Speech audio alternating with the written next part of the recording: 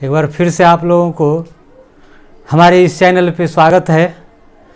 कल हम लोग मुगल साम्राज्य की स्थापना, उसका संस्थापक बाबर के बारे में उसका थोड़ा सा परिचय देखे थे, इंट्रोडक्शन ऑफ बाबर। ठीक है, परिचय में क्या क्या हो सकता है। तो हम लोग क्या कहते हैं, भाई साहब देखिए ये इनके पिता हैं, इनकी माता है और इनका जन्म हुआ है इस ईस्वी में हुआ है। ये जो है फलाने जगह, कहाँ के, उज्बेकिस्तान, फरगाना जागीर के एक छोटे से मालिक, किसका, उमर शेख मिर्जा का पुत्र था। कौन, बाबर। क्या नाम था, जहीरुद्दीन मोहम्मद। जहीरुद्दीन मोहम्मद बाबर के नाम से जो है मुगल सिंहासन पर बैठेगा भारत में। लेकिन भारत वो आता क्यों है, उज्बेकिस्तान है कहाँ, उज्बेक जो कर रहे हैं ये उज्बेक है कहाँ। उज्बेकिस्तान जिसे हम लोग देखते हैं, मान लीजिए कि आप लोग का आप मान लीजिए कि ये जो है भारत है आपका, ठीक है, भारत इस तरीके से।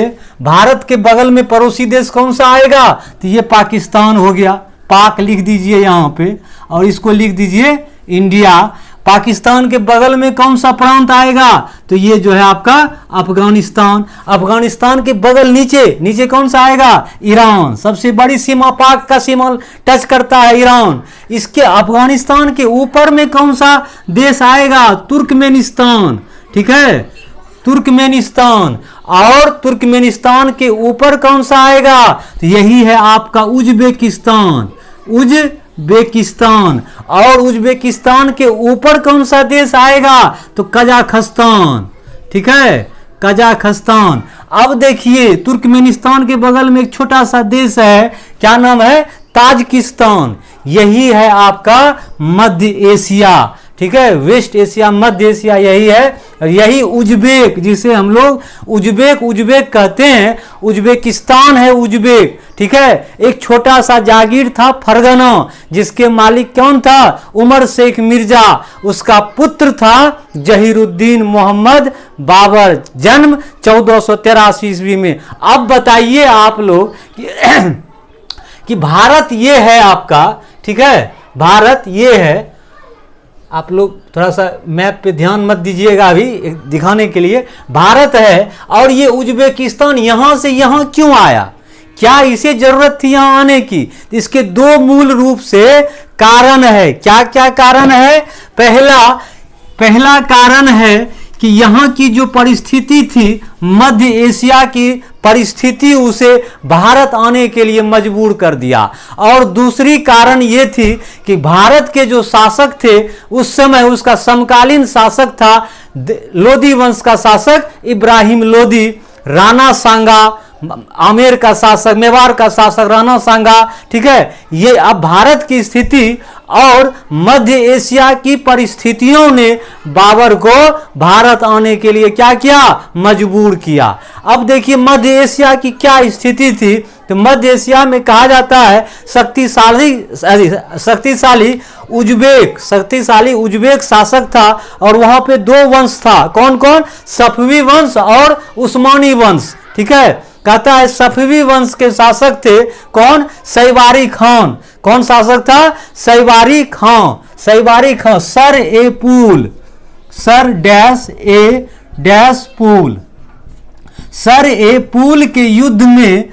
पुल के युद्ध में किसके किसके बीच हुआ था, तो सैवारी खां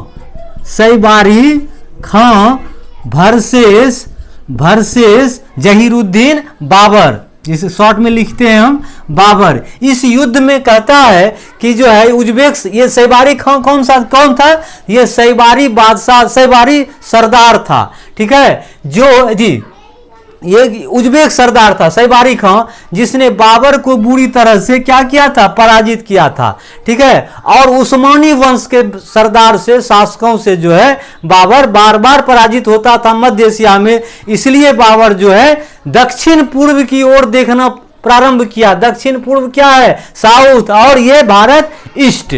ठीक है, दक्षिण पूर्व, ये तो पहला कारण हो गया।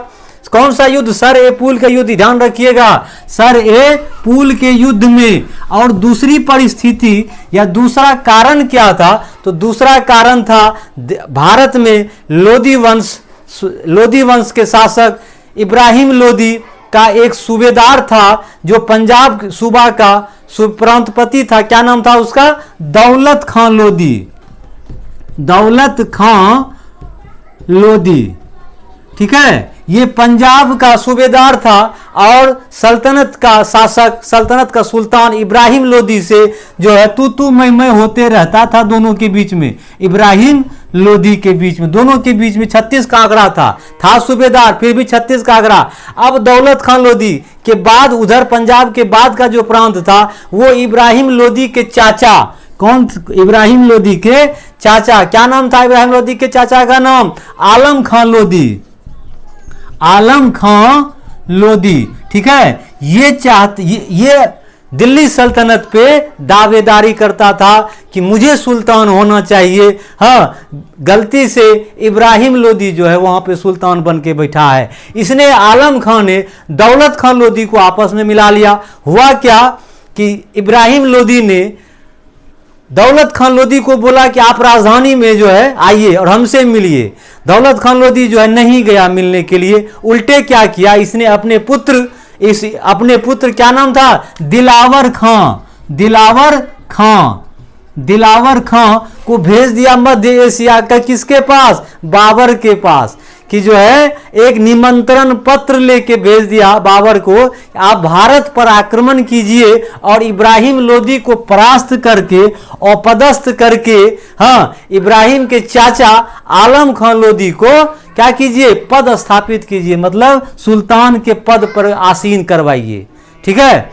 अब देखिए कुछ इतिहासकार और इवन स्वयं बाबर ने भी अपनी आत्मकथा तुजुक ए बाबरी में लिखता है। बाबरनामा जो कि तुर्की भाषा में लिखा गया है, स्वयं बाबर भी कहता है कि मुझे मेवाड़ का शासक राणा सांगा से भी निमंत्रण पत्र मिला था, ठीक है। राणा सांगा से भी निमंत्रण पत्र मिला था, ठीक है। दोनों परिस्थिति, एक मध्य एशिया की परिस्थिति और एक भारत की स्थिति, दोनों मिलकर बाबर को भारत में मुगल वंश की स्थापना के लिए क्या करता है? मजबूर करता है। इसी की परिणति क्या होता है? आगे 5वीं बार भारत पे पानीपत के युद्ध के नाम से हम लोग देखते हैं। अब देखिए वो क्या करेगा, बाबर मध्य एशिया से दक्षिण पूर्व की ओर बढ़ना शुरू करेगा। और अभी हम आप लोग को दिखाए कि उज्बेकिस्तान के दक्षिण में कौन सा देश आएगा?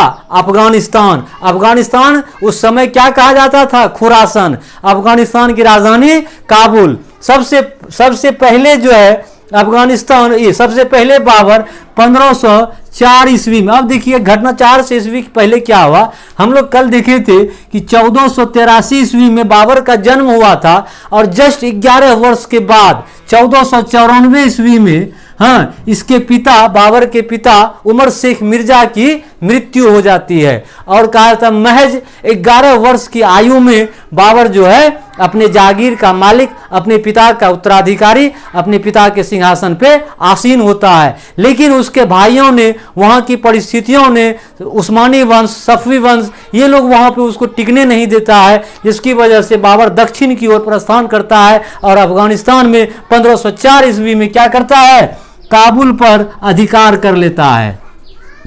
काबुल पर अधिकार कर लेता है। ये वही काबुल जो अभी देख रहे हैं अफगानिस्तान की राजधानी है। काबुल के बाद गजनी, ठीक है, गजनी के बाद कंधार, ये सब के सब जो है अफगानिस्तान का एक प्रांत होता है। और यही काबुल विजय के उपरांत जो है बाबर अपने पैतृक उपाधि जो मिर्जा हुआ करता था, हाँ, इसको छोड़कर इसके स्थान पे पादशाही अर्थात क्या उपाधि धारण करता है? पादशाह की उपाधि धारण करता है, ठीक है, पादशाह की उपाधि धारण करता है और बाद में फिर जो है बादशाह के नाम से जाना जाता है, ठीक है। 4 बार आक्रमण हुआ था पानीपत से पहले और पानीपत 5वां आक्रमण था इसका, बाबर का, ठीक है। अब देखिए भारत पर जो पहला आक्रमण हुआ है 1504 ईस्वी के बाद क्या हुआ है? 4 में काबुल गजनी को विजित किया। 1507 ईस्वी में क्या हुआ, पातशाह की उपाधि धारण करता है और फिर 1519 ईस्वी में क्या करता है, भारत पर आक्रमण। कहां, बाजौर में। ये बाजौर कहां है, वर्तमान पाकिस्तान में है। भारत पाक की सीमा जहां है ये वही बाजौर है। इसी अभियान में, बाजौर अभियान में ही, बाजौर विजय में ही जो है भेरा के किले पर कब्जा कर लेता है बाबर। और भेरा का किला जो है, इसी किले में पहली